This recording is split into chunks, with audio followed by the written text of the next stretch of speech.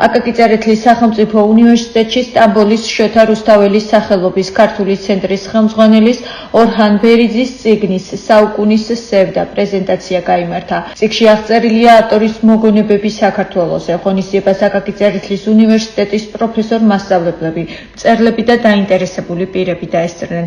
წიგნის საუკუნის სევდა პრეზენტაცია ბათუმში უკვე გაიმართა. მომავალში კი მისი წარდგენა თბილისშია დაგეგმილი. 2006 წლის შემდეგ ვისწავლე ქართული 45 წლის ასაკში ვისწავლე. როცა ვისწავლე, იმის შემდეგ მოგონებები მყავს ბევრი, როგორ გითხრათ, ზოგი სატირალია, ზოგი სასაცილოა ჩემებურად. ის წერდი და საზოგადოებრივ ქსელებში, YouTube-ში ვიდეო თვალით, თქვათ Facebook-ი, ანუ საშუალებით ვზიარებდი. მე მეცნიერები მირწეს, რომ ეს წიგნად დავაბეჭდეთო. მე ის მოგონებები წიგნად დავაბეჭდეთ და საუკუნის სევდა და ეს არის ჩემი მოგონებები. ეს წიგნი აჭარაში, ბათუმში, აჭარის მწერალთა კავშირი და აჭარის მწერალთა სახლმა დაბეჭდა. ბათუმის შოთა რუსთაველის უნივერსიტეტის პროფესორმა ქალბატონი შორენა მახაჭაძემ გარედაქდა.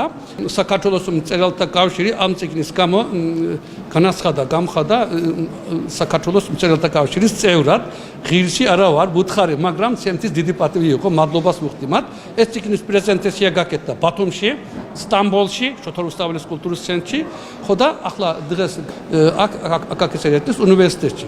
რაც შეეხება მე ქუთაისში, აქ წიგნში არის ქუთაისის შესახებ, ერთ ადგილზე ცოტა საიდუმლოდ გეთმის, შუმად გეთმის, წერია რომ ქუთაისი ძალიან მიყვარს, უფრო მიყვარს, ასე გამოდის. არ ესწრინეს სხვა მეგობრებს, ძალიან მიყვარს ნამდვილად. საინტერესო დღეებია აკაკი წერეთლის სახელმწიფო უნივერსიტეტში ქართულ-თურქულ ურთიერთობებს ეხება ეს ღონისძიებები. დღეს ბატონი ორხანი ყავს სტუმრად, დიდი ქართული სულის მატარებელი ადამიანი. სხვათა შორის ისიც არის აღსანიშნავი, რომ 40 წლამდე ბატონი ორხანი ქართულად ვერ საუბრობდა და დღეს მისი წიგნის ქართულად პრეზენტაციაა და მას შეუძლია ნახევარი ვეფხისტყაოსანი უკვე ზეპირადაც თქვას და ესე რომ ვთქვათ, დღეს დაინთება ჩვენ სამკითხველო დარბაზში ქართული ცეცხლი, ქართული სულის გადმოფრქვევა იქნება ბოლომდე. 1940 წელს თურქეთში გამოვიდა ბანოღლუს წიგნი, რომელიც ეხება ქეთევან დედოფალს, წმინდა ქეთევან დედოფალს და გიორგი სააკაძეს და უნივერსიტეტმა გააკეთა ის, რომ ეს წიგნი ვთარგმნეთ ქართულ ენაზე.